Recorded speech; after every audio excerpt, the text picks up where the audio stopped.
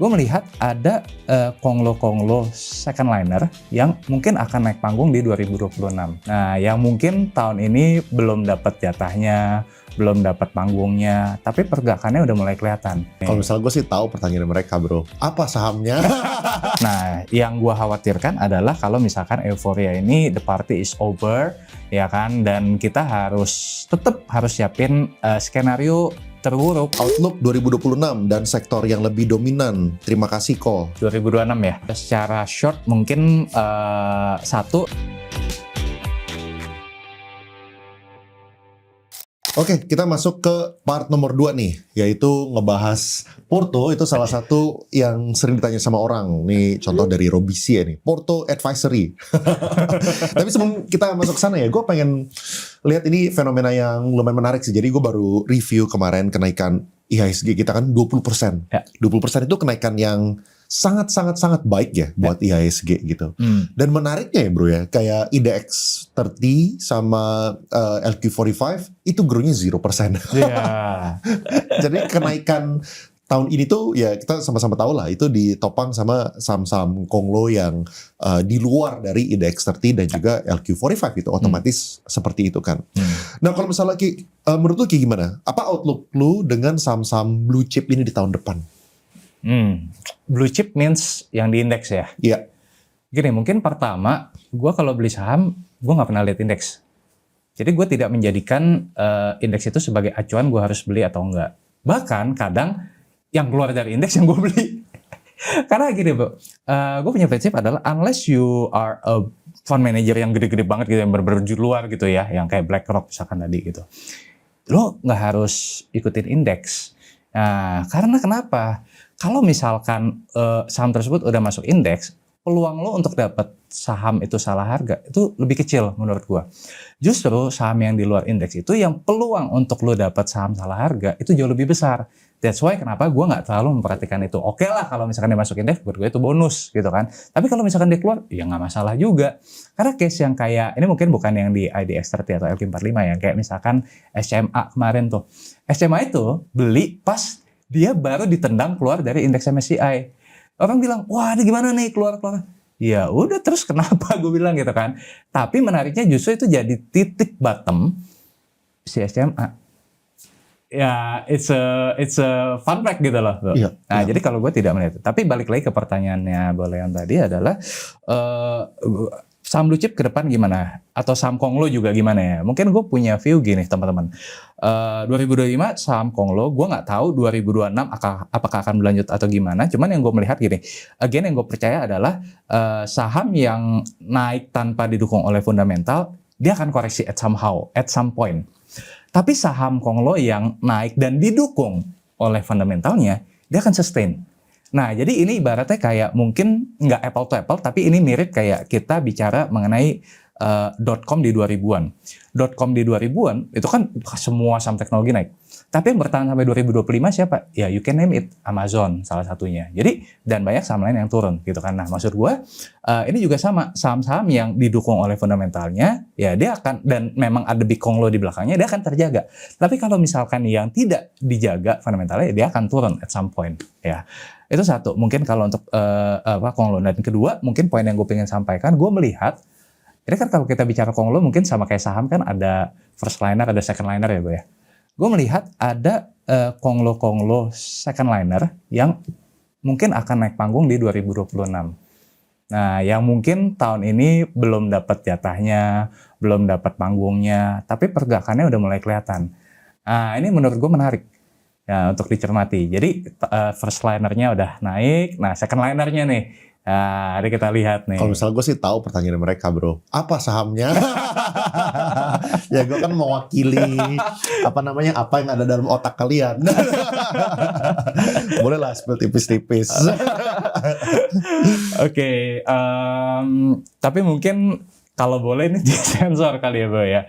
Oh disensor dulu. Disensor Okay. ya. Karena gue takutnya ini jadi apa ya, jadi ya dianggapnya pom-pom atau apa gitu ya. Oke. Tapi lu maksudnya lu udah beli sahamnya? Gue udah beli sahamnya. Lu udah beli, oke. Dan nah ini gue ya jujur masih dalam tahap akumulasi. Oke. Nah, Dia apa namanya, dia punya apakah kalau kan misalnya ya, kalau misalnya kayak ada beberapa saham yang dibahas, misalnya kayak BRI gitu, itu kan kalau misalnya mau dibahas dimanapun nggak gerakin harga Nggak gitu. gerakin harga. Kalau misalnya ini berarti bakal gerakin gitu maksudnya. Bakal gerakin. Oke. Karena dia punya free float yang nggak terlalu besar, dan dia punya market cap juga nggak terlalu besar, tapi dia ada unlock value yang belum kelihatan di buku. Oke. Nah, ini yang menurut gue menarik gitu ya, dan pergerakannya udah mulai kelihatan dia mau ngapain di tahun depan gitu Oke. kan. Nah itu jadi sebut atau gimana? Iya. Sebenarnya kalau apa nanti di sensor aja kalau kayak gitu. Cuma mungkin yang gua makanya di sini kita kayak tadi ya, kayak kita part 1 kita ngomongin tentang banking, terus sekarang kita ngomongin ini kita lebih pengen fokusinnya itu ke thought prosesnya sih. Jadi kayak cara berpikirnya, kerangka berpikirnya ya, supaya teman-teman ngerti lah kalau misalnya value investing itu kayak gimana gitu. Yang lebih penting sih kalau gua lebih fokusin di thought prosesnya lah gitu. Oke. Cuma kalau misalnya kayak saham-saham kayak gini menurut lu bisa naik kah sampai kayak nggak tahu 50% gitu misalnya? Menurut gue kalau kita ambil time frame at least mungkin 6-12 bulan ke depan lah, satu tahun gitu ya, minimum bisa 50% sih Bu. Oke. Gitu. Apa berusaha itu? Ini maksudnya yang di belakang-belakang udah senyum-senyum tuh. Di belakang-belakang kamera. Ya kalau gue lihatnya salah satunya itu adalah nah jadi ini kan mungkin yang masih di bawah radar ya. 2025 ini dia belum main gitu kan, karena story-nya baru dibangun ya kan. Nah dia tuh ada mengakuisisi beberapa brand baru yang kalau di buku sekarang itu belum konsol di bukunya. Nah gue coba cross check nih ke IR kemarin, ke direkturnya, Pak ini mana kok belum ada? Oh iya emang itu belum, karena kan baru masuk ke Indonesia. Oke. Nah itu Ya nggak apa, nanti kan di BIP. Iya. nah jadi gini, kalau yang dari kedua nama itu, yang satu itu mungkin growth-nya akan moderate. Nah yang kedua itu growth-nya akan lebih signifikan karena ada perubahan strategi dari si manajemen ini, dari yang tadinya dia akan fokus di yang core bisnisnya. Nah new bisnisnya ini dia akan lebih kencengin kok. Gitu. Jadi akan ada perubahan strategi dari manajemen ke depannya, itu satu ya. Kedua yang gue lihat nih, dia mainnya itu adalah tap in di segmen yang middle up. Nah ini yang gue suka gitu, karena gue ngelihat bahwa di 2026 itu kita punya daya beli itu akan tumbuh, tapi K-shape itu masih terjadi. Nah K-shape ini ibaratnya ya sorry to say, misalkan yang menengah atau menengah ke bawah mungkin masih akan struggle, tapi menengah ke atas ini justru akan pegang lebih banyak duit gitu. Nah kalau gue lihat yang arah perusahaan ini dia nyasar adalah ke segmen premium, ini bisa dimonetize dalam waktu yang lebih cepat sih gitu. Jadi dan itu again belum tercantum di dalam bukunya sekarang, dan kalau gue estimasi mungkin bisa tambah dia punya bottom line itu at least mungkin 30% gitu loh. Nah itu yang menarik sih Bu gitu. Terus yang ini lu udah beli di portonya gue juga? Ada? Nah kalau yang ini itu di porto yang kedua. Ya teman-teman belum tahu konteksnya. Ya ide gue punya tesis. Ya supaya teman-teman ngerti konteks yang tadi Rifan maksud ya. Gue punya tesis maksudnya kayak gini. Soalnya kan di tahun ini kan IHSG naiknya itu 20%, tapi IDX 30 sama LQ45 itu naiknya kan 0% gitu kan. Makanya tesis gue harusnya itu kalau misalnya gara-gara IHSG kalau misalnya di-exclude sama saham-saham Konglo itu cuma di angka 5 ribuan. Jadi sebenarnya IHSG kita itu kalau misalnya yang di luar dari Konglo Stocks ya, itu adalah masih undervalued pandangan gua, tesis gua. Itu makanya kemarin di bulan lalu lah gitu gua top up di Bro Rifan lah gitu kan. Kan udah sebagai orang yang udah open porto juga ya appreciate lah gitu kan, dan juga ya gue punya tesis kayak gini, plus anyway dia punya saham-saham yang dipilih itu di luar dari gue punya stock universe, which is gue suka, itu fulfill gue punya kepentingan, soalnya gue punya kepentingan bukan cuma upside doang tapi juga diversifikasi gitu. Kalau misalnya gue mainnya micin-micin soalnya bro, bumi hajar gitu kan, petro hajar gitu ya. Jadi kalau misalnya sekarang gue sebenarnya tadi makanya menarik yang lu bilang, gue memiliki tesis yang agak mirip dan kekhawatiran yang mirip.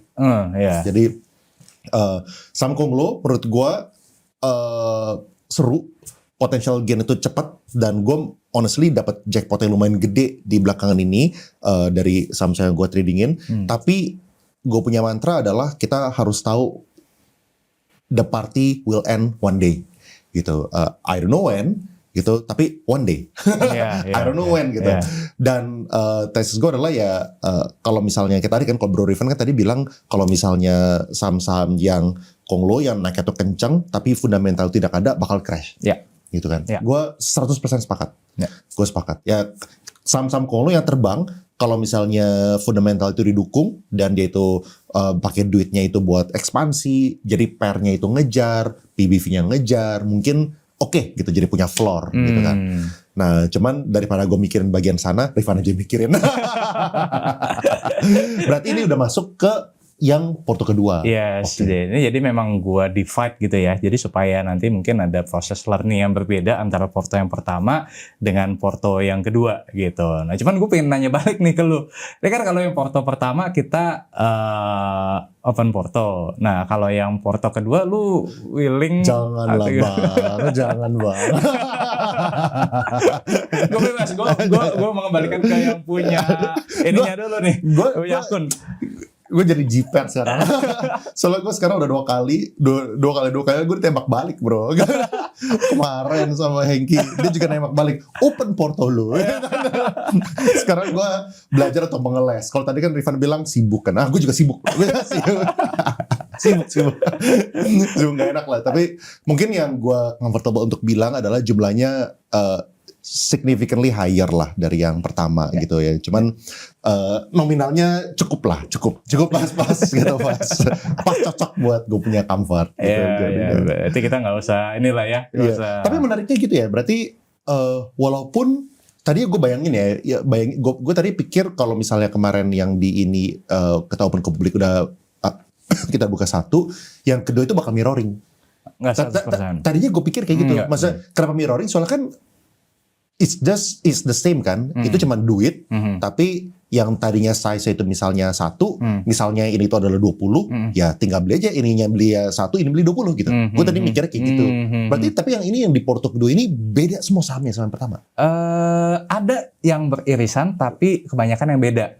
Kenapa? Karena yang di porto pertama kan ya misalkan kayak beberapa yang udah naik signifikan ya kan, kayak SMA, atau mungkin yang sebelumnya kan ada Archie juga gitu kan, udah ya naiknya udah tinggi dan udah mencapai nilai intrinsiknya ya, jadi udah nggak relevan kalau gue beliin buat yang kedua gitu kan. Nah yang kedua ini ya tadi gue masih dalam proses untuk mengakumulasi saham-sahamnya nih, pilihan sahamnya. Tapi ya, bukan, tapi gue gini, gue ngerti kalau misalnya udah saham-saham yang terbang, nggak mungkin lo kejar, ya kan?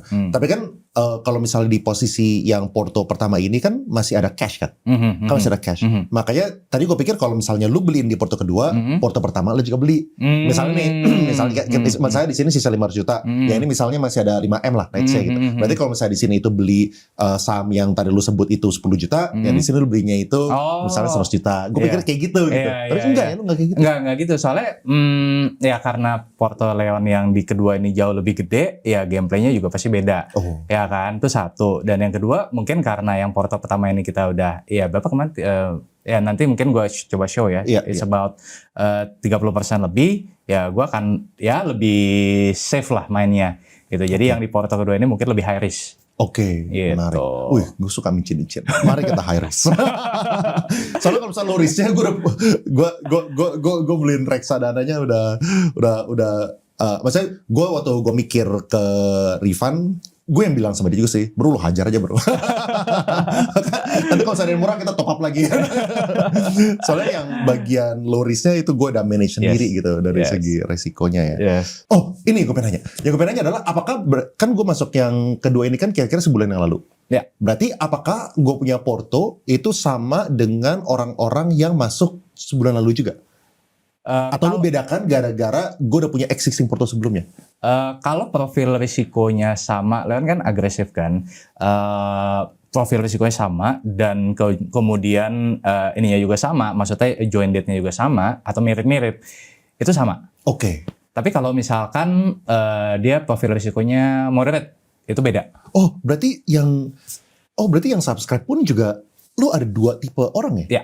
Oh, gue pikir saham artinya tuh semua orang sama resiko gitu misalnya. Lu nggak kayak gitu. Jadi ada 2 secara garis besar, ada yang moderate, ada yang agresif. Jadi bedanya itu dari segi jumlah sahamnya di dalam portfolio sama pemilihan sahamnya, ada yang miripan tapi ada juga yang di luar itu gitu. Tapi yang gue bedakan itu adalah intinya kalau yang agresif ini mungkin kalau misalkan lagi turun dia harus willing to mungkin menahan nafas drawdown yang mungkin lebih besar dibandingkan dengan yang moderate. Tapi kalau misalkan harga balik lagi ke atas, ya dia naiknya juga lebih tinggi daripada yang si moderate gitu. Jadi kurang lebih gini lah bayangannya. Ya. Lu boleh sharing gambaran nggak sih kalau misalnya yang moderate berapa sih ekspektasi yang realistis yang lu ngomongin, dan kalau misalnya agresif ekspektasi yang realistis tuh kayak gimana? Oke. Nah ini gue kalau misalkan ditanya gitu ya, gue selalu bilang do not expect high from me dulu gitu, karena kalau misalkan lo expect terlalu tinggi, ya gue juga agak ngeri nih. Makanya banyak yang bilang ini si Leon begini kok, nanti gue segini juga ya. Aduh, gue bilang jangan begitu dulu Pak, gitu kan. Tapi gini, mungkin kalau gue bisa bilang secara average lah atau secara rata-rata, mungkin kalau yang moderate itu 15% ya per annum, ya itu ekspektasi yang moderate lah. Nah kalau yang agresif itu gue sebutnya itu adalah 20 plus bro. Nah 20 plus ini maksudnya adalah tergantung dari marketnya juga seperti apa, tergantung dari cepat atau lambatnya market appreciate. Nah 20 plus ini maksudnya bisa 20, bisa 25, bisa 30, or even mungkin 40 gitu kan kalau di tahun ini atau lebih gitu kan.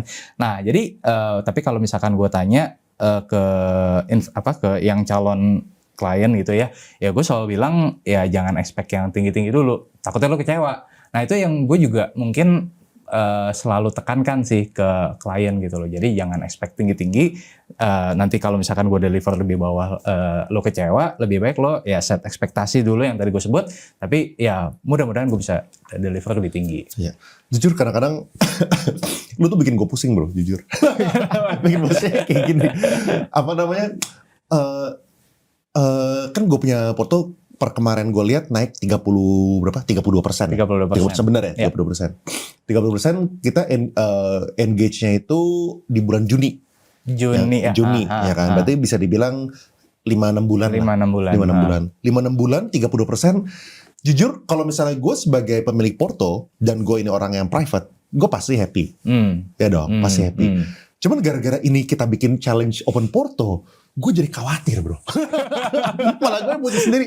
Wah anjir, soalnya ini tuh apa ya? Ya gue pengen tahu pendapat lu juga sih. Kayak menurut lu performance tahun ini kayak gimana dibandingkan sama sebelum-sebelumnya gitu. Cuman gue tuh nggak mau kalian punya ekspektasi yang nggak realistis gitu. Soalnya 32% dalam waktu 6 bulan. Bahkan lu bisa cek dari reksadana saham gitu ya. Yang memiliki performance kayak gini tuh sedikit sekali. Sangat sedikit gitu. Dan gue juga tahu banyak banget orang-orang yang fundamentalis itu tuh returnnya not doing well lah. Dan kalau misalnya returnnya itu not doing well, misalnya returnnya itu let's say ya, misalnya 5% gitu. Gue bisa memahami, bukannya berarti dia itu jelek, tapi kita lihat IDX 30 sama LQ45 dong. LQ45 sama IDX 30 aja return 0%. Berarti sebenarnya kalau misalnya return dia itu 5%, dia sebenarnya itu udah outperform market sedikit gitu. Kalau misalnya kita ngomongin pure yang fundamentalis gitu ya. Makanya kalau misalnya 30%, gue jujur tuh gue kemarin waktu mulai challenge open portonya ini, dan yang di porto pertama ini itu zero top up ya, itu pure semua itu 1M, sekarang jadi 1,32 gitu. Gue tuh deg-degan sendiri bro. Gue kadang-kadang maksudnya yang gue takut itu kayak gini, ini tuh saham, ya kan, yang namanya saham itu ada naik ada turun gitu. Sedangkan kalau misalnya waktu kita engage, gue gak tahu lo kesambar petir apa, tapi kita tuh up only. nanti gue bisa share screen ya. Gue bisa share screen portfolio growth-nya gitu. Itu literally lumayan straight line ke atas gitu. Nah cuman sama seperti yang tadi, yang waktu gue bilang kalau misalnya teman-teman yang lagi enjoying partinya saham-saham Konglo, ya yang namanya saham itu kita lagi naik terus tapi pasti bakal ada drawdown gitu. Dan teman-teman yang mau masuk di saham atau teman-teman yang pengen join sama Rifan, teman-teman harus willing to pay the price. Price-nya itu apa? Price itu tuh bukan cuman sekedar fee atau management fee-nya, tapi fee-nya itu juga dari segi drawdown risk-nya. Maksudnya waktu gue masuk, makanya waktu gue ngomong sama Rifan pertama kali adalah, bro, nanti kita bakal datang setiap bulan, tapi kita atau enggak frequently lah, kita bakal bolak-balik. Tapi kalau misalnya kita datang bukan cuma waktu naik ya, tapi waktu turun kita juga bakal ngomongin ya. Soalnya gue pengen kasih unjuk the real investment journey dari segi fundamental gitu. Masalahnya belum ada drawdown gitu loh. Itu bikin gue pusing, bro. Bikin gue pusing, makanya gue pengen tekenin terus teman-teman harus paham dengan ekspektasi yang real gitu loh. Real expectation. Soalnya ini tuh saham tuh bisa naik turun gitu. Kalau misalnya teman-teman cuma pengen up only, belilah FR. Ya, belilah FR. Belilah, taruh deposito. Nah, itu up only gitu ya. Tapi itu pun juga kalau misalnya yang nggak ditanggung sama LPS, kalau misalnya banknya bangkrut, lu mampus juga, lu hilang juga deh. Jadi ya mungkin bisa dibilang, ya gue sih nggak pernah percaya dengan yang up only ya. Ada emang yang paling safe emang FR. Itu pun didukung sama obligasi, sama negara gitu kan. Tapi kalau misalnya negaranya bangkrut, bisa nggak? Ya chance sih sangat-sangat rendah ya. Kalau misalnya Indonesia bangkrut, kita semua mampus gitu.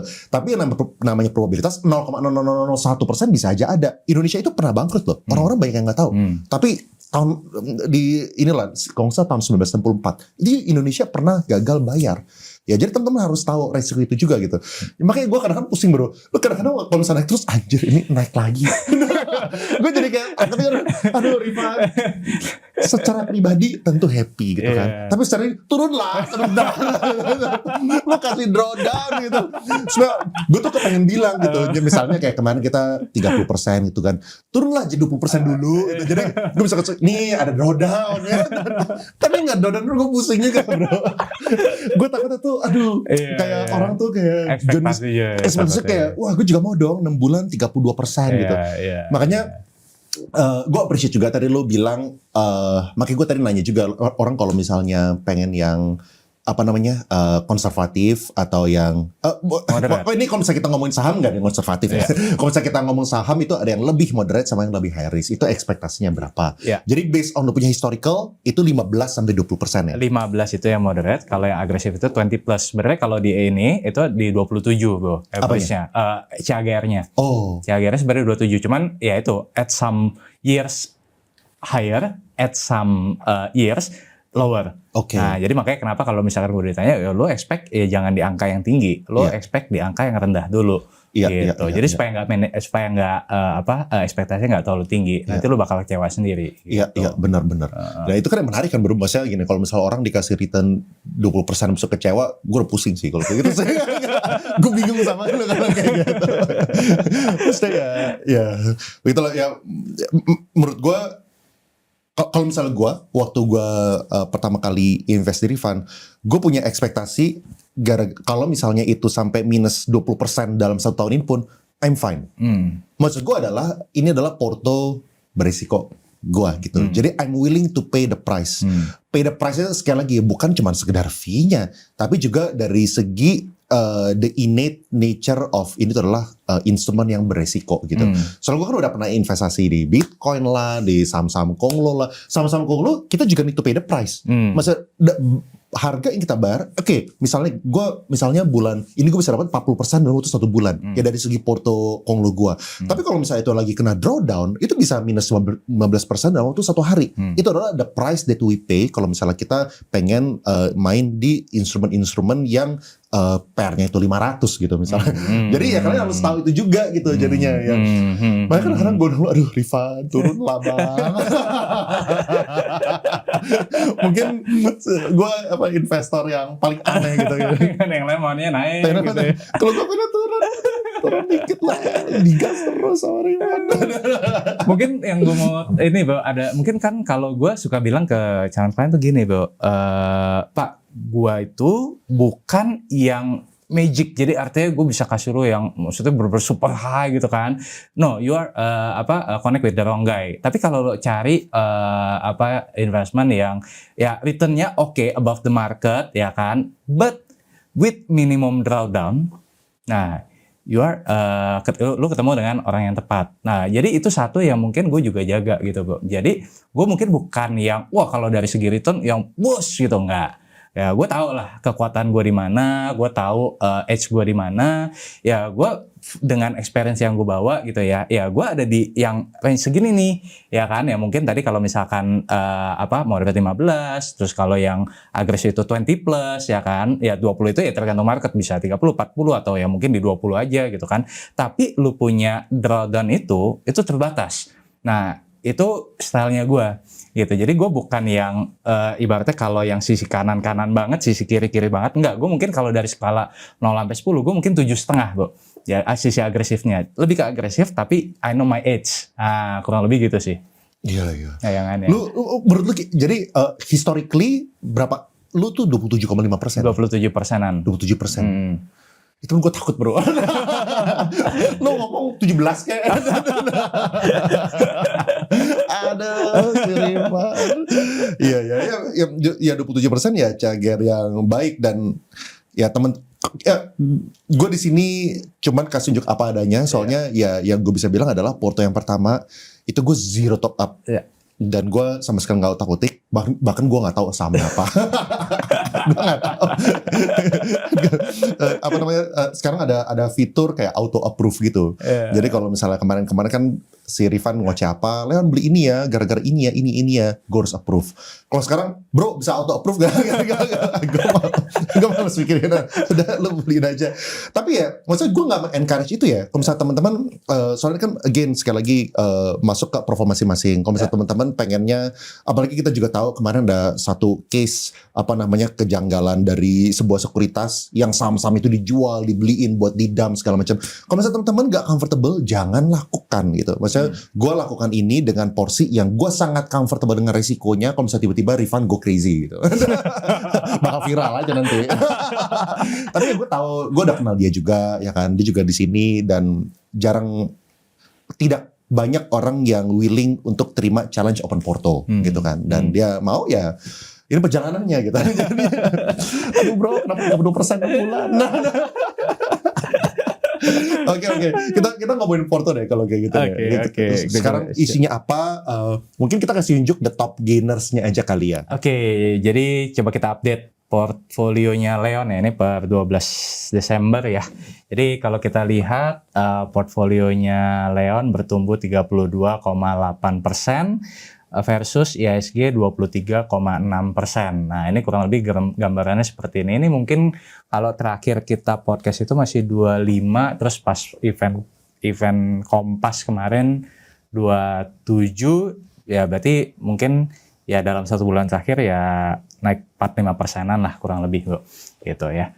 Terus kemudian kalau dari ini makanya yang kalau misalnya kita ngomongin ini lumayan menarik. Masa menariknya tuh tadi kan kalau misalnya orang-orang kan kebanyakan dapat cuannya itu dari saham-saham Konglo kan. Saham-saham Konglo itu kan yang tadi tuh IHSG itu naik 20%, tapi kalau misalnya EQ45 naiknya itu 0% sama kayak IDX30. Tapi lu punya Porto walaupun basis itu adalah fundamental, masih bisa mengalahkan IHSG.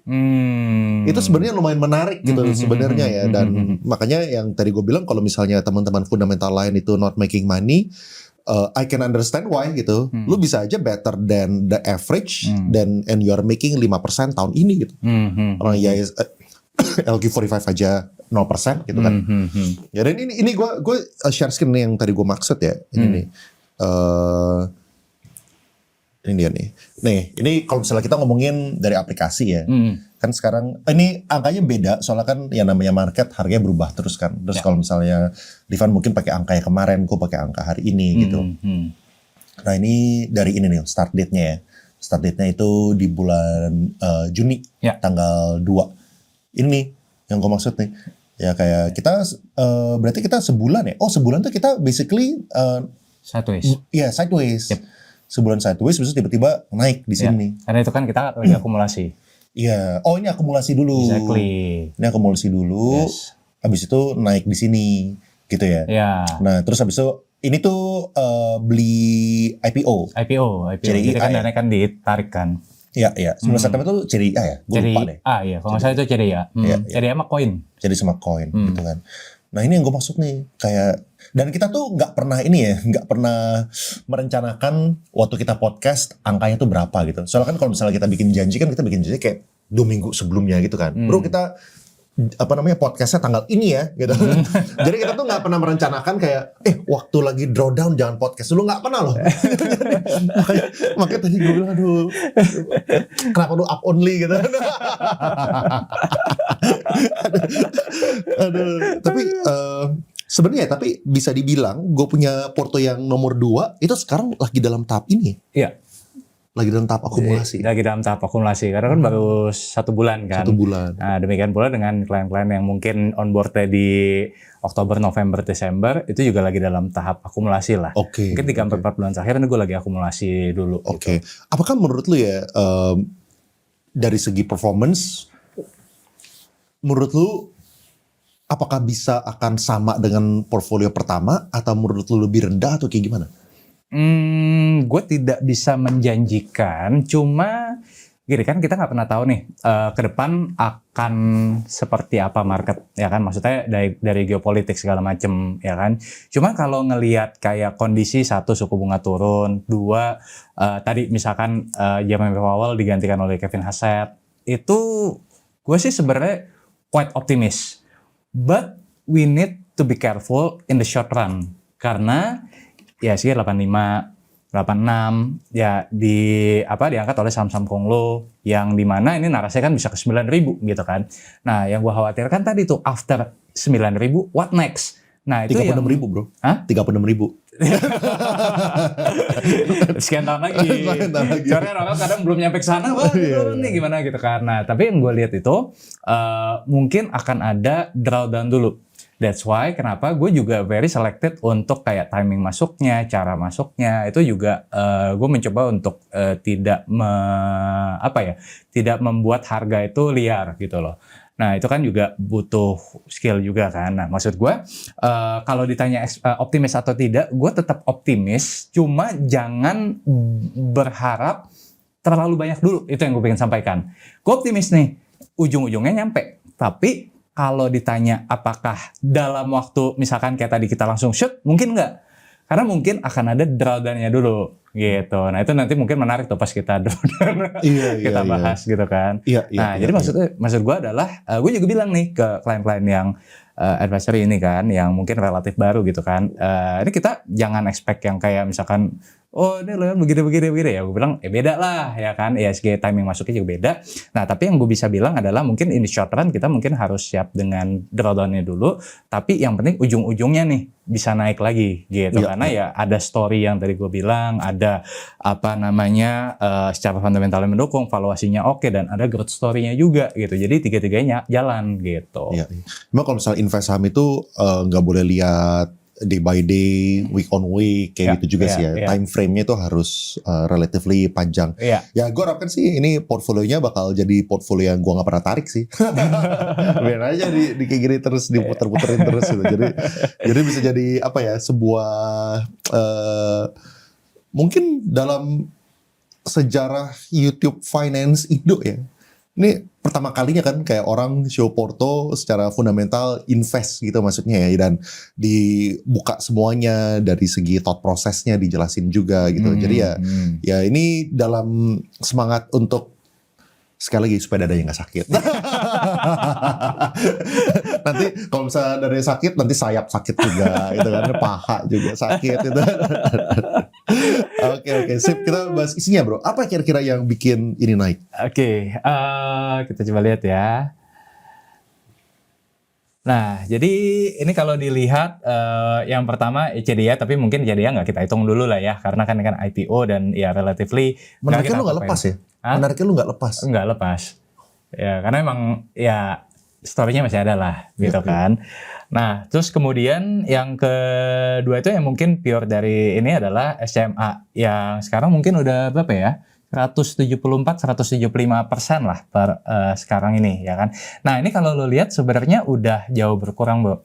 Karena ini sebelumnya itu kita di belasan persen, hampir 12-15%. Nah ini memang gue udah taking profit lah.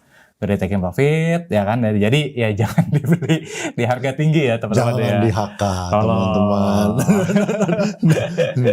Tapi secara percentage ya ini SMA gitu ya. Terus kemudian yang kedua adalah BBB. Nah BBB juga sama, sekarang kita mungkin dari 130-140%. Nah ini juga again mungkin sekarang tinggal sisa 6,5%. Ini sebelumnya mungkin di belasan persen juga. Ini udah kita partially taking profit juga seperti itu ya.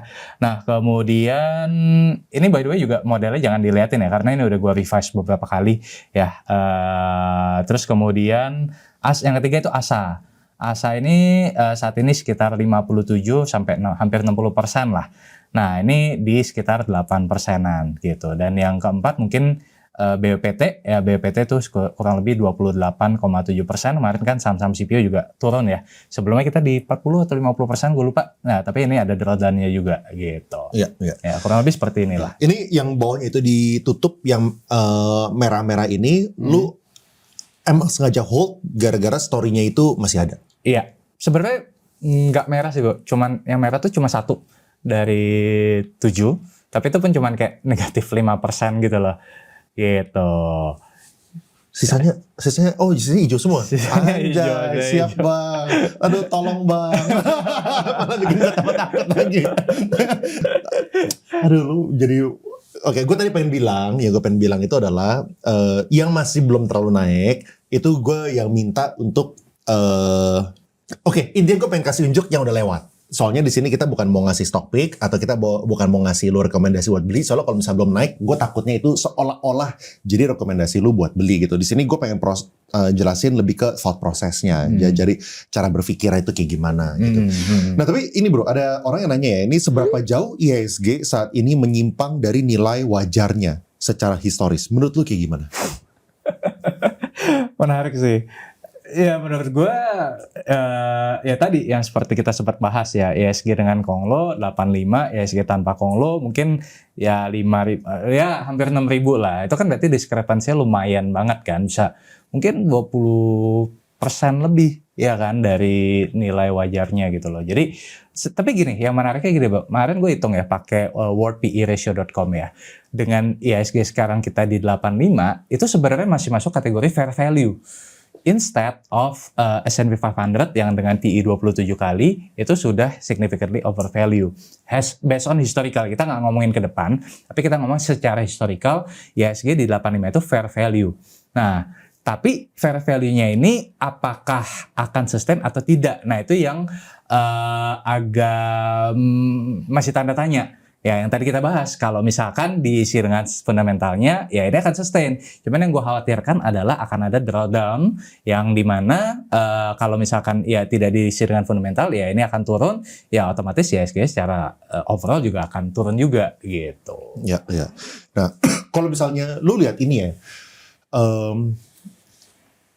ini kan sebagai salah satu tesis kenapa gue nambahkan. Soalnya kan kalau misalnya saham-saham fundamental ini bisa naik, berarti kalau misalnya fundamental plus turn around bisa jadi lebih seksi lagi. Lebih seksi gitu. lagi. Kayak Betul. apa pendapat lo? Kayak buat tahun 2026, apakah lu tahun 2026 itu lebih pede dibandingkan tahun 2025? In long run yes, but in the short run be careful. Itu jawabannya ya. Ya, jadi again gue bilang nih tesis itu kita bangun, tapi tesis itu nggak selalu begini. Karena kadang tesis itu bisa begini dulu, baru begini. Nah, orang kadang lose the belief, lose the conviction itu pas di sininya, Bro. Gitu kan. Memang sih banyak orang bilang, ya tapi kalau begini makin begini lagi gimana? We should know the edge. Apa yang bikin drawdown itu terjadi? Kalau drawdown itu terjadi memang karena ada fundamental issue, ya we need to be kita perlu cut loss, ya kan. Tapi kalau misalkan it's about tidak berhubungan dengan fundamentalnya, ya we believe bahwa itu akan naik lagi gitu loh. Jadi everything kalau menurut gua ya di backup oleh si fundamentalnya. Cuman again yang mungkin gue sering mention juga di podcast di Overpost, kemudian juga di event Kompas kemarin, bahwa kalau kita bicara fundamental itu bukan lagi hanya kita ngomongin soal angka atau laporan keuangan, which is itu mungkin sekarang contribute only 30% gitu loh. Tapi kalau misalkan kita bicara fundamental, ya sekarang gue bisa bilang 70% itu is about qualitative. ya it's about narration, it's about story, ya kan? Itu yang tadi istilahnya kita adalah due diligence gitu. Nah, itu yang mungkin harus kita pahami gitu tentang fundamental. Jadi again, ya I'm optimist in the long run, ya, tapi in the short run we need to be careful gitu sih. Ya, dan sulitnya juga we can never time the market sih. We can never time the market.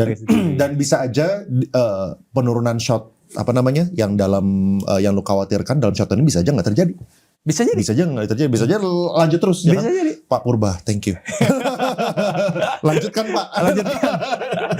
Lanjutkan gas kan. Ya segitu 36.000 Pak. Ya kita sih happy aja. Ya gitu. kita happy aja. Makanya ya kalau misalnya disuruh nunggu baru, gue emang honestly sekarang gue itu punya banyak persentase juga di porto yang konservatif gitu kan, in case this happens gitu. Cuman kan bukan berarti yang ininya sahamnya gue nggak nambah terus gitu kan. Misalnya ya kalau misalnya nunggu terus ya you can never time the market gitu. Exactly. Ya, tapi itu balik ke masing-masing lah gitu. Kalau misalnya teman-temannya.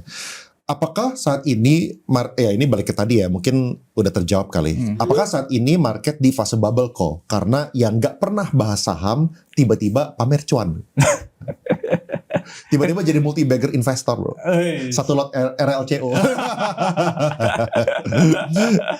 Yeah. Apakah kalau misalnya dari segi itu lu juga ada khawatirnya gitu, bahwa retail ini lagi pada euforia semua gitu?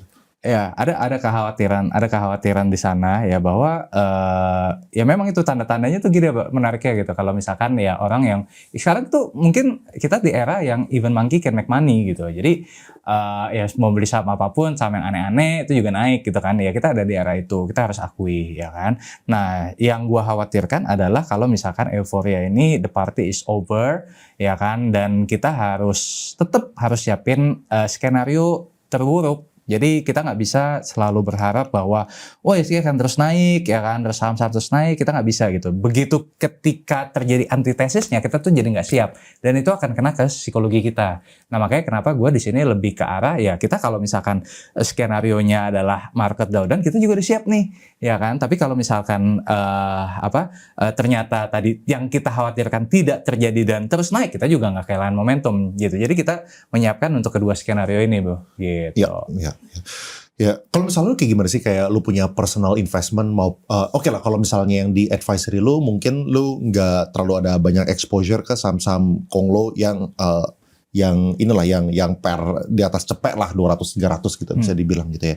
Tapi kalau misalnya lu punya personal investment, lu ada kadang-kadang ngerasa gini gak sih, wah gue juga mau nih kalau misalnya gue masukin sedikit aja gitu ke sini, siapa tahu jadi 3x gitu misalnya. Ada gak sih kayak pemikiran-pemikiran kayak gitu? Iya. Mungkin kalau gue kan bagi portfolio gue ke beberapa kantong gitu ya. Ada yang memang benar-benar pure value, maksudnya ya saham-saham yang turn around dan cyclical gitu kan. Ada juga saham-saham yang buat anak, ada yang saham yang buat ya iseng-iseng juga ada. Cuman porsinya not much lah.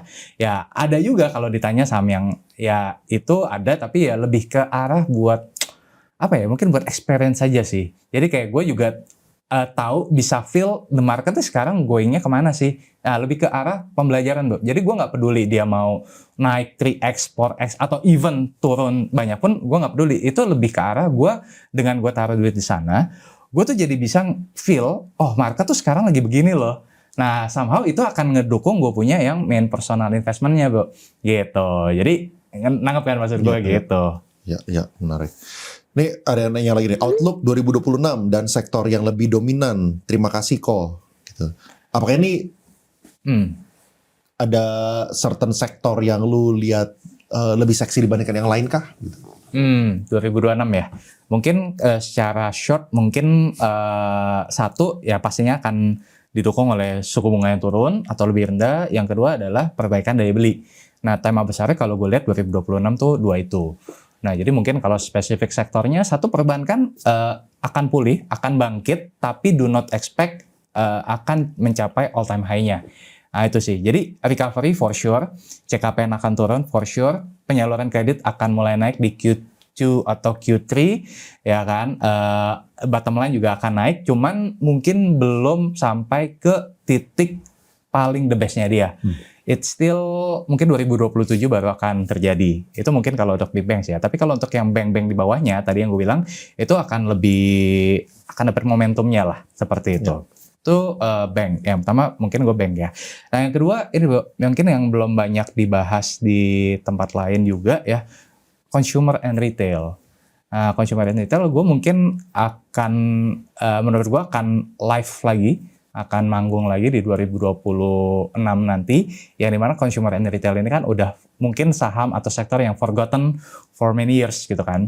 Nah 2026 dengan perbaikan daya beli dan juga optimisme masyarakat ya, jadi uang itu akan lebih gampang keluar dari dompet. Nah 2025 ini uangnya ada, tapi uangnya nyangkut di dompet. Nah 2026 itu gue lihat uang itu akan lebih mudah keluar dari dompet. Nah ini kan berarti kan kalau menurut gue opportunity ya. Nah cuman kalau dibagi tadi ada segmen mid and mid low sama ada segmen yang mid up. Nah gue lebih prefer yang segmen mid up ini gitu. Tinggal dikulik-kulik aja tuh emitennya kan. Terus yang ketiga gue melihat mungkin kalau komoditi jagoan gue mungkin masih CPO ya. Jadi CPO menurut gue masih akan melanjutkan momentumnya di 2026 didorong oleh B50 lah, permintaan domestik segala macem. Kalau coal mungkin menurut gue agak lagging kali ini. Jadi mungkin baru di second half 2026 or even later baru akan mulai bangkit karena Cina itu benar-benar lagi ngegas, dia punya produksi gila-gilaan. Jadi menurut gue ya sektor-sektor tadi sih yang akan jadi kurang lebih gameplay di 2026. Nah kalau misalnya kita balik ke ini ya bro, yang kita ngomongin portonya ya, misalnya kayak SCMA, BBYB, mana sih maksudnya? Nah, di situ ya SMA, BBYB, ASA, BPT. Lu boleh sharing nggak sih kayak singkat aja ya buat kita punya studi kasus gitu. Soalnya kan kalau waktu lu beli, lu kan ada sebuah tesis. Lalu sekarang 6 bulan kemudian ini yang terjadi gitu. Nah, apa yang lu lihat? Apakah tesisnya ini kebanyakan itu terfulfill kah? Ya, benar semua kah? Atau ada yang melebihi, atau yang lebih kurang? Atau kayak gimana gitu menurut lu yang menyebabkan kenaikan dari harga-harga saham ini? Oke. Mungkin yang pertama itu SCMA dulu kali ya. Kalau SCMA ini above expectation. Jadi ekspektasi gue SCMA itu waktu itu 300. Tapi ternyata turns out sekarang di 420-an, ya kan, 428. Nah, kenapa? Ya mungkin ada kaitannya dengan IPO Superbank. Ya memang nggak langsung, tapi kan SCMA ini juga part of MTech Group kan. Nah, jadi dengan Superbank ini ada unlock value-nya lagi, ya ini ya akan ngangkat. Terus kemudian juga wacana untuk IPO video ini kan juga mendongkrak gitu kan. Jadi tapi gue lihat ya udah price in sih, dengan pun kalau misalkan nanti video akan IPO, menurut gue itu udah faktor yang di price in dengan harga sahamnya sekarang gitu ya. Itu satu. Jadi tesisnya itu waktu itu karena MTech terus beli, terus ada proses turnaround, ada proses video.com, IPOvideo.com. Nah itu mungkin gue melihat ya sekarang udah mulai price in. That's why gue memutuskan untuk kita mulai scaling out gitu. Ya, kalau misalnya yang di SMA kayak gitu ya, lu lihat nggak sih apakah dia punya profitability segala macam udah kelihatan meningkat, yang udah terrefleksikan gitu dari segi income statement-nya juga gitu. Udah terrefleksikan. Jadi yang lu punya tesis bahwa ini akan turn around udah terbukti bahwa dia punya income itu naik gitu. Udah happen, udah tercermin sekarang, udah di dalam buku. Nah, kadang kan kalau udah di dalam buku ya harganya udah naik. Iya. Nah, ini kan yang kita cari kan yang tadi tuh yang belum terlihat di dalam buku. Nah, itu gaya gue seperti itu, Bu. Oke. Nah, kemudian yang kedua itu adalah BBYB. Nah, BBYB waktu itu tesisnya itu kan sama ya, turnaround juga dari ini perusahaan digital banking yang mungkin 2 tahun 3 tahun lalu itu masih rugi ratusan miliar. 2024 dia mulai untung 20 miliar. Nah, 2025 ini mungkin keuntungannya udah 400 sampai 500 miliar gitu kan. Nah, tesisnya waktu itu adalah karena BBYB ini mengubah strateginya dia dari kredit konsumtif ke kredit produktif. Nah, dengan tesis tersebut ya tesis gue adalah ya satu, NPL akan turun ya, bottom line akan naik, dan ya ternyata itu terrefleksi sampai at least di Q3 2025 ini. Nah cuman apakah kedepannya akan meningkat lagi? Akan meningkat lagi, tapi gue lihatnya udah agak lebih moderate. Jadi kenapa? Karena suku bunga turun itu biasanya akan si bank digital ini mulai lebih challenging ketimbang bank-bank konvensional. Kenapa? Karena bank-bank konvensional ini udah bisa nurunin rate. Dia kan harus bersaing nih, ya kan? Si bank-bank digital ini kasih bunga deposito lebih gede lah, segala macam. Nah, dengan suku bunga dia harus nurunin suku bunga juga. Kalau dia nggak nurunin suku bunga, ya dia sendiri yang akan rugi. Nah, jadi maksud gue tuh dengan era suku bunga rendah, ya masih akan growth, tapi mungkin lebih ke moderate sih, gitu. Nah, itu mungkin ya again udah price in juga. Ya, jadi ya mungkin menurut gua it's time to kita mulai panen lah gitu. Sama ya, itu juga dari dia punya income statement lu lihat udah naik juga udah naik, gitu ya. Dan emang udah sesuai ekspektasi sih. Gua waktu itu expect 400M, 500M. Ya terakhir kalau gua salah annualize itu 450M. Jadi memang kalau yang ini as expected dan memang di 500-600 ini mungkin udah achieve dia punya fair value-nya gitu. Iya. Gitu. Nah, ini pertanyaannya bro ya, kan kayak tadi kalau misalnya ini kan belum terrefleksikan. Sedangkan kalau misalnya kebanyakan retail, cara mereka melihat sebuah fundamental adalah ngelihat dari dia punya income statement, which is sudah telat, gitu kan. Nah, gimana caranya mereka bisa mendapatkan alfanya?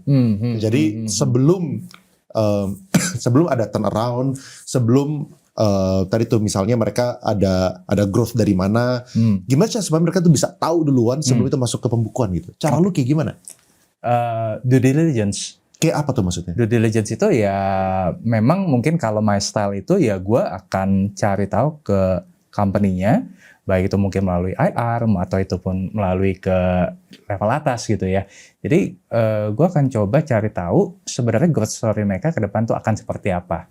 Nah itu kalau misalkan itu belum dimasukkan ke dalam buku, menurut gue itu sesuatu yang orang banyak juga belum tahu, ya kan? Kalau misalkan udah masuk ke dalam buku ya orang juga udah tahu, gitu kan? Nah, jadi maksud gue due diligence ini memang proses yang penting ya untuk kita bisa dapat alpha di market, gitu. Nah, ya itulah intinya sih memang banyak bergaul. Nah, gue pengen nanya nih bro, ada gak sih orang-orang ya, misalnya nih emiten gitu ya, yang kan kalau misalnya nanya-nanya, soalnya kan orang gue rasa ya banyak orang yang belum punya kesempatan ketemu sama emiten, kalau misalnya lagi berdiskusi ngomong kayak gini, lu beli ini harga 500 kan, gue bakal bawa ke 4.000 gitu. Oke. Ada gak sih yang ngomong emiten tuh yang ngomong kayak gitu, atau lu tuh biasanya ngegalinya lebih ke arah mana gitu? Enggak, gue nggak ke sana. Gue lebih ke arah kayak, oke, bisnis lu sekarang apa, terus growth story ke depan apa, ya kan? Oh, growth story kita ke depannya kita bakal ada ini. Udah sampai mana prosesnya? Jangan-jangan omdo doang nih, ya kan? Oh, ini kok udah ada, ya kan? Kayak SPK-nya atau apa gitulah. Jadi kayak gue butuh sesuatu yang lebih dari sekedar ucapan gitu loh. Nah, jadi maksud gue proses itunya sih yang gue akan perdalam loh. Nah, untuk lo validasi story-nya dia gitu. Misalnya dia bilang, oke, kita punya plan buat akuisisi ini atau kita penjualannya bakal naik. Nah, gimana cara lo memverifikasi itu? Memang kita nggak bisa 100%. Kadang kan kalau misalkan kita datang baru, misalkan meeting pertama kedua, terus udah nanya SPK lu gitu kan, kan nggak mungkin kan? Mana gue mau lihat, misalkan dia beli plan, mana coba surat tanahnya, lu siapa gitu kan? Ya memang pertama kita ya trust dulu. Cuman gue tadi mungkin gue reflect ke yang ini mungkin sedikit di luar ini ya, tapi mungkin gue bless itu dengan gue bisa menilai orang itu omdo atau enggak. Nah itu dari cara ngomongnya, bahasa tubuhnya, intonasi suaranya, itu sih yang mungkin agak susah dijelasin. Karena gue ngeliat kadang kalau misalkan dia ngomongnya terlalu berapi-api, gue malah takut. Waduh, ini kok gue kayak dijualin sabun. Tapi kalau misalkan, oh iya Pak, ini kita nanti ada rencana nih, kita mau buka plan baru, ya kan, kita mau buka pabrik baru, kita mau buka perkebunan baru misalkan. Itu di sini Pak, ya kan ini kurang lebih ya kita ya at least mungkin masih ya udah ada grand plan-nya lah ya, bisa tunjukin. Ini mungkin estimasi produksinya sekian, ya kalau dibandingin sekarang sekian. Tapi dia nggak menggebu-gebu, itu gue suka. Jadi dia ngomong pahitnya juga dia ngomong. Nah itu gue suka justru kayak gitu. Ketimbang orang atau manajemen yang ngomong itu menggebu-gebu dan terkesan jualan sabun, itu gue malah hati-hati. Kalau dan gue sebenarnya gitu sih. Menariknya adalah emiten-emiten yang bos-bosnya ya kebanyakan tuh nggak bisa jualan saham. kebanyakan mereka jago di operasional. Iya, agree. Mereka jago di operasional, Agree. mereka jago di eksekusi. Justru mereka nggak bisa jualan kan? Tapi justru itu yang bagus. Justru itu yang bagus. Karena mereka kerja. Betul. Iya kan? Kerja benar ya. Kerja benar gitu kan. Makanya kalau misalnya gue undang kemari emiten, orang nggak suka bro. Soalnya jualannya itu bukan jualan, soalnya omongannya itu kan proper, operational, bener oke. boring. Padahal itu, ini gue udah kasih contoh, direksinya langsung datang ke sini buat jelasin gitu. Ya kemarin emitennya emas lah gitu kan. Tapi itu gak gitu banyak yang nonton. Soalnya orang gak gitu bisa jualan ya emang orang proper, orang operational gitu, orang expert tinggi Saratoga, orang bagus lah menurut gue gitu kan. Ya cuman ya gitu, makanya menarik gitu. Kayak ya maksudnya supaya teman-teman tahu gitu, emiten tuh bukan bilang oh kita bakal bawa ini ke 30.000 gitu kan. Kita kesana bersama gitu, nggak kayak gitu gitu. Enggak, gue lebih ngegali ya lu punya story ke depan apa, dan ya itu memvalidasinya butuh waktu sih, butuh waktu pasti. Tapi at least saringan awal gue adalah lo ngomongnya kayak jualan sabun atau enggak, itu dulu. Iya. Gitu kalau gue. Oke, sekarang kita ada lagi nggak bro dari sini yang lu pengen show? Atau kita masuk ini mungkin message-nya yang gue pengen tampilin sih sebenarnya ya di bulan Desember ini kita udah mulai taking profit lah ya. Kita udah mulai taking profit dari saham-saham yang mungkin kita beli di Juni, Juli kemarin. Jadi kayak mungkin yang gue pengen message yang pengen gue sampaikan, gue nggak short term trading. Nah, jadi ini mungkin juga supaya ekspektasi teman-teman yang lain gitu ya, bahwa gue tidak perubahan portonya. Mungkin ada yang bilang ya itu lagi ya memang demikian gitu loh kalau stylenya gue gitu kan ya. Jadi memang kita nggak terlalu banyak bongkar pasang porto ya, tapi begitu misalkan udah mencapai nilai intrinsiknya kita jual, baru kita akan rebalancing lagi ke saham lainnya lagi gitu. Ya ini typical fundamental investor kan. Ya, soalnya saham-sahamnya ya itu sama lagi. seperti yang datang ke sini kemarin. Cuman teman-teman yang datang ke sini kemarin bisa ngelihat pertumbuhannya juga gitu Iya, kan. benar gitu. Nggak jauh beda kok pilihan saham. Dan mereka cash ini sekarang 31% ya. Nah itu yang tadi gue bilang. Jadi gue tetap cash itu at least 30%, ya saham 60-70%, ya in cash tiba-tiba turun, ya kita bisa pakai kita punya 30% ini gitu. Makanya sebenarnya Rifan itu gue udah suruh agresif, tapi sebenarnya dia belum terlalu agresif definisi gue ya. Masih 30% cash. Dan padahal gue udah bilang loh, habisin aja. Nanti kalau misalnya kurang kita top up. Tapi tetap 30%. Baiklah, I respect your decision.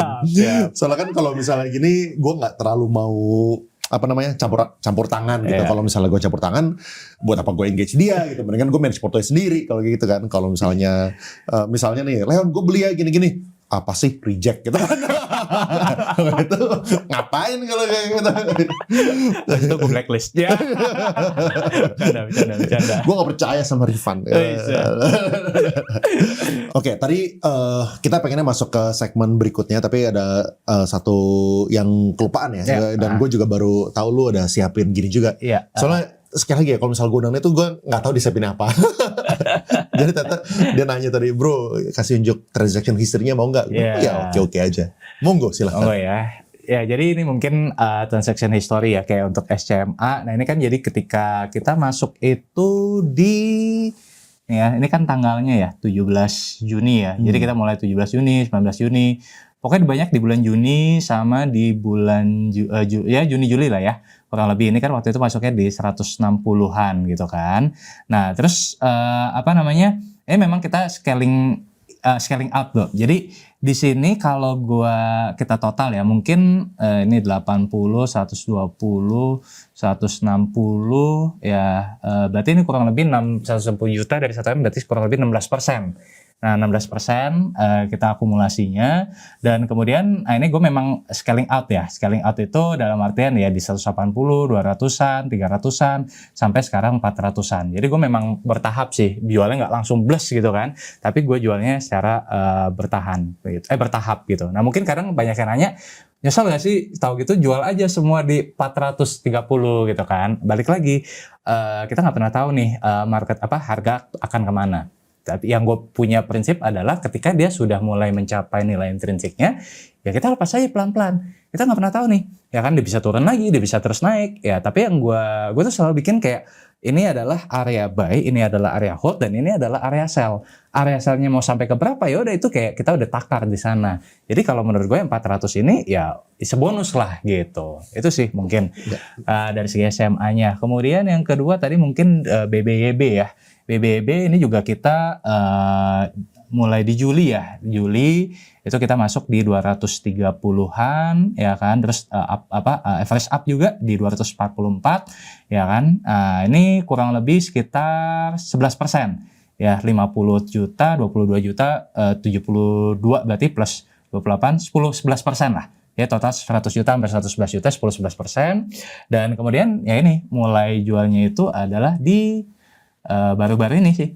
Ya, di harga berapa nih? 354 sama yang kemarin baru di 525. Ya. Gitu. Ya ada masih pegang 6% lagi, ya itu kita udah mulai taking profit lah gitu intinya. Ya, jadi apa namanya? Lu ada ngerasa kayak gini sih? Tahu gitu. Nah, Tahu gitu, gue lepasnya di 525.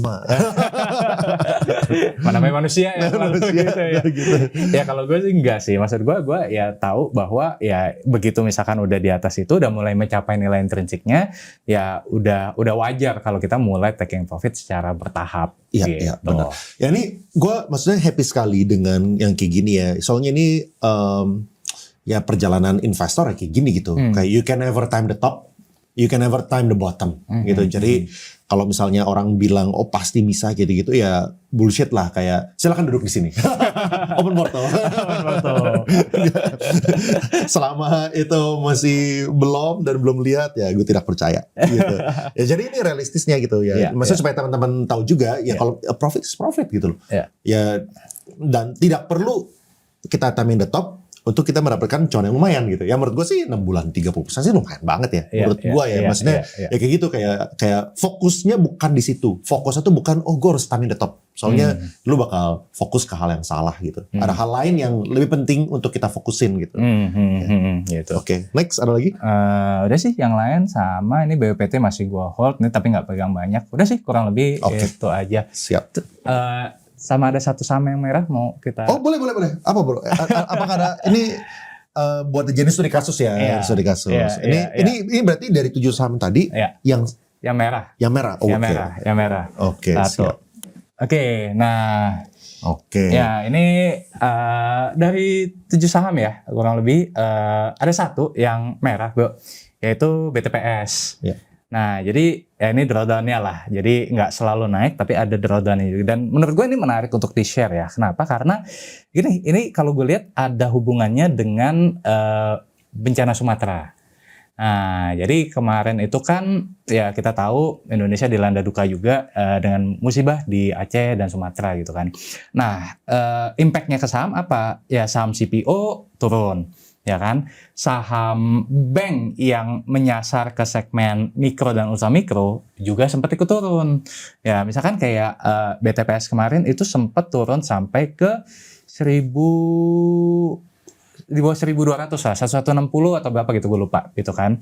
Nah, itu kenapa? Ada kekhawatiran bahwa BTPS ini yang menyalurkan kredit ke ultra mikro, jangan-jangan NPL-nya akan naik lagi nih, gitu kan. Nah, itu yang membuat ya mungkin terjadi panic selling ya dan harga sahamnya turun gitu kan. Nah, cuman gue udah coba cross check gitu bahwa impact-nya gimana? Impact-nya ada, tapi ya nggak signifikan. Kenapa? Karena kalau dilihat dari penyaluran kredit, bukan kredit lah ya bahasanya, piutang murah bahanya BTPS, masih sebagian besar itu adalah di Pulau Jawa. Sumatera ada jadi poin nomor 2 tapi masih jauh lebih besar yang di Pulau Jawanya. Jadi again mungkin shortnya adalah impact-nya ada tapi tidak seperti yang ditakutkan oleh banyak orang. Itulah kenapa ya harga sahamnya belakangan naik lagi gitu. Tapi kalau dari kita punya average itu di 1.300-an, ya sekarang harga di 1.240, 1.250-an lah per kita podcast gitu. Nah, cuman kalau gue pribadi ya masih hold. Ya kenapa? Karena gue melihat again story turnaround dari BTPS ini ya udah mulai kelihatan.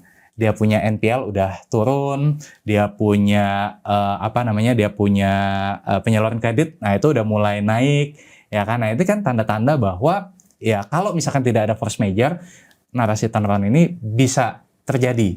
Itu. Nah, cuman ya again kalau misalkan ada force major ya mungkin itu di luar ekspektasi ya. Misalkan ya kayak ya bencana banjir gini kan ya siapa yang tahu juga gitu kan. It's a part of journey. Cuman ya again yang mungkin mau gue sharing adalah ya ketika misalkan terjadi penurunan kita juga jangan panik selling, langsung jual gitu kan. kita cari tahu dulu kenapanya. Oh ternyata ada kaitannya dengan itu tadi. Ya, kita cari tahu lagi, due diligence lagi seberapa besar dampaknya. Nah itu nggak terlalu ada tapi nggak terlalu signifikan karena mayoritas itu masih di Pulau Jawa. Something like that lah. Gitu. Oke, ini gue pengen edit sendiri boleh nggak sih? Ini ya. Ini yang dimaksud ternyata. Tuh. Ini dibilang ya dari ini nggak dihitung lah ya. Ya. 1, 2, 3, 4, 5, 6, 7, 8. Ya. Dan 8 satu yang merah. Ya. 8 satu merah. Ya. Baiklah kalau kayak gitu. Oke bro, kita masuk ke segmen terakhir. Ini general advice buat teman-teman ya. Pertama, tips untuk bertahan di market bearish ataupun bullish. Tips untuk bertahan di market bearish atau bullish adalah harus tetap waras. Ini serius nih, karena lu kalau di market lu bener-bener mainnya FOMO, greed, lu bakal terombang-ambing sama market sih. Market tuh bisa segila itu gitu kan. Saham turun 50%, 60%, 70% tuh gila. Jadi lu harus tetap waras. Caranya gimana? Satu, ya lu harus tahu kungfunya apa. Ya kan, ya kungfu itu yang emang lo percaya dan lo udah dalemin itu yang lo dalemin. Ya lo kungfunya misalkan kalau kayak gue kan ya kungfunya ya fundamental, terutama di cyclical dan turnaround stock. Ya mungkin fokusnya di sana. Atau misalkan kayak Bro Hengki ya kan analisa bid and offer, analisa transaksi, fokus di sana. Tapi kalau lo sedikit sini, lu pusing sendiri. Itu kalau menurut gue, satu lo harus tahu kungfunya apa gitu kan. Dan yang kedua adalah lo harus tahu juga managing risikonya. Lu tuh tipikal yang seperti apa? Apakah lo risk adverse atau lo risk moderate atau lo risk agresif? Kalau lo risk adverse, lu jangan coba-coba main saham konglo, kasarnya begitu.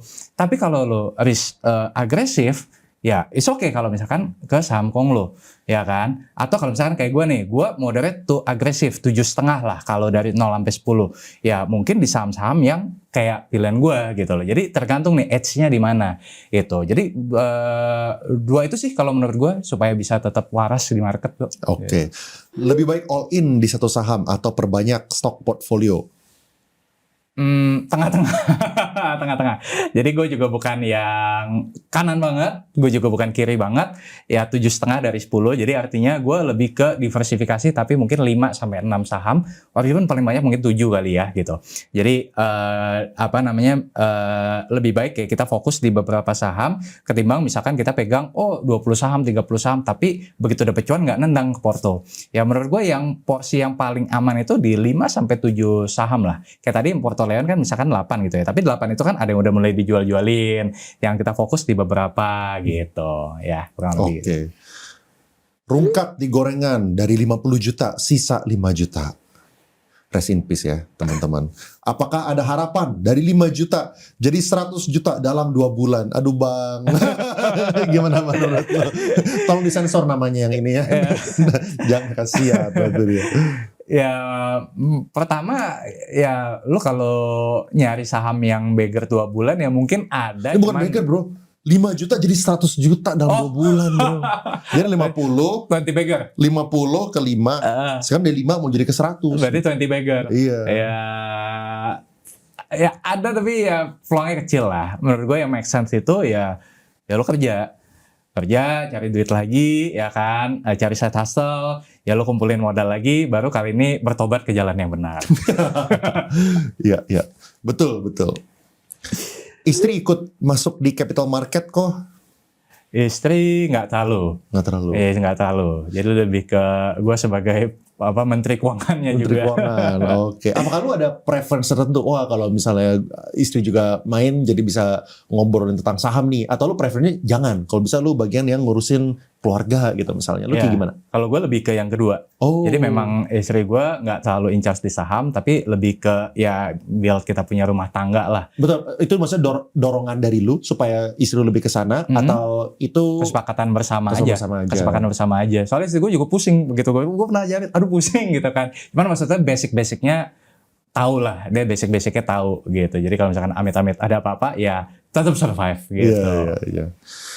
Halo kok mau tanya, apakah return 20% setahun itu bagus? Saya invest baru 1 tahun dengan value investing. Ya menurut gue 20% itu udah better than Berkshire Hathaway loh. Kalau Berkshire Hathaway aja mungkin sekarang average 70 tahun itu 19, sekian persen. Jadi di bawah 20. Jadi kalau misalkan lo bisa maintain di 20 plus tapi konsisten, itu lo bisa jadi ya orang kaya juga. Jadi gue lebih ke yang apa ya, moderate ya, tapi konsisten. Nah kalau gue tipikalnya seperti itu. Jadi udah good. Kalau misal gue mungkin masukan tambahan adalah lihat dengan benchmark. Maksudnya kalau misalnya sekarang IHSG itu 20%, kalau misalnya lu return itu 20%, lu par. Jadi jangan overconfident. Jangan lu ngerasa lu tuh pinter banget gitu misalnya. Soalnya dan sebaliknya kalau misalnya IHSG itu naik 30%, lu itu naik 20%, jangan lu ngerasa lu pinter itu. Malah jadi KO nanti waktu IHSG-nya itu balik ke naikin misalnya 10% atau bahkan lagi 0. Wah lu mati nanti gitu. Korifan ada rencana taruh sebagian porto ke dalam kripto. Tadi udah sempat mention, udah cabut berarti Bitcoin. Udah cabut. Ethereum segala enggak? Only Bitcoin. Only Bitcoin. Cabut itu cabut full atau cabut parsial? Parsial. Sisa berapa persen dari total Bitcoin lu pernah beli? Mungkin cuma 20%. Oh, sisa 20%. 80-nya dicabut. Sama kayak gue. Kira-kira begitu juga gue. Sama lah. Profil risiko sama. Iya. Bagaimana caranya mengatasi rasa bosan ngeriset saham?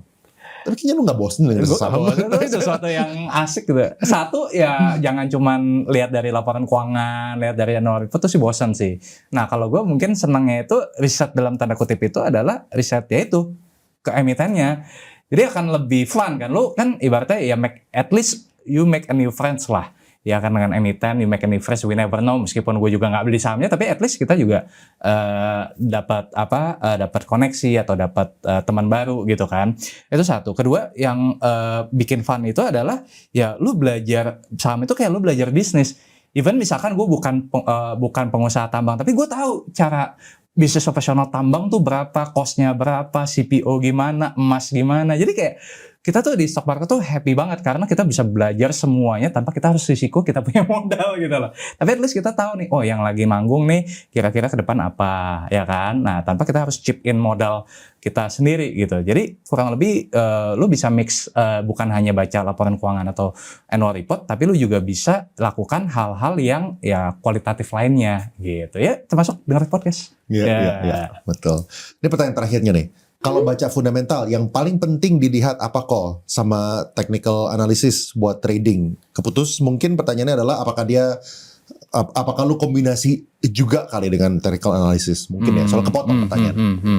Mungkin kalau gue enggak ya, gue enggak gabungkan dengan technical analysis karena kalau gue justru punya pendapat agak susah nih digabungin antara fundamental sama technical. Ya kalau lu punya mau dua-duanya, menurut gue lu pisahin dua porto, satu untuk fundamental, satu untuk technical, ya kan? Karena kalau digabungin begitu saham turun, lu pusing mana yang harus gue cut loss, mana yang harus gue average down, tuh pusing sendiri gitu kan. Jadi menurut gue jangan disatuin. Nah, terus kalau misalkan ditanya apa yang paling penting, ya menurut gue rasio-rasio itu penting, cuman ya tadi again mungkin 30%. Gue sekarang tuh lebih nekenin ke growth story-nya apa ke depan. Strateginya apa ke depan, unlock value-nya apa ke depan. Nah ini yang menurut gue bisa jadi alpha tuh unlock value-nya. Karena kalau misalkan kita belajar only di laporan keuangan, itu kita belajar ya historical, which is mungkin udah price ini di market, tapi unlock value ini yang belum terrefleksi di buku, ya itu akan jadi the next alpha. Kurang lebih kayak gitu sih, bro. Gitu. Thank you so much, Bro Rifan. Thank you. Appreciate your time. Thank you.